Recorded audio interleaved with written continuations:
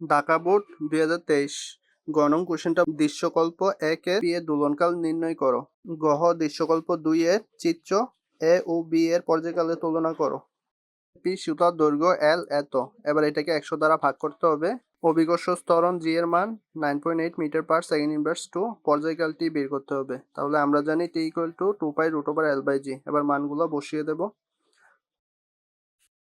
1.99 second বের হবে। তাহলে পি এর দোলনকাল এটা 1 2 দূরত্বটা উপরে হবে আর এখানে দুইটি তরঙ্গ ঢেউ সম্পন্ন হয়েছে এই কারণে 2 দ্বারা ভাগ।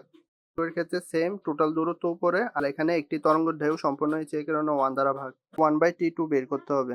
জানি v equal to f lambda হচ্ছে 1/t আর ল্যামডা যেভাবে আছে সেভাবে। এটা উপরে আর টি নিচে আছে এই কারণে lambda 1/t1 equal to lambda 2/t2 হবে। ল্যামডা 1 ডিভাইডেড বাই ল্যামডা 2টা ল্যামডা 1 এর নিচে বসবে, টা t2 এর উপরে বসবে। চেঞ্জ করব, ডানেরটা বামে বামেরটা ডান দিকে যাবে। মান বসাবো ল্যামডা 1 আর ল্যামডা 2 এর মান বসাবো। তাহলে t1/t2 ইকুয়াল টু হাফ পাওয়া যাবে। 1 ইকুয়াল টু হাফ t2, টিটা গুণে চলে যাবে। এর পর্যায়কাল বি এর পর্যায়কালের অর্ধেক, এটা অ্যান্সার।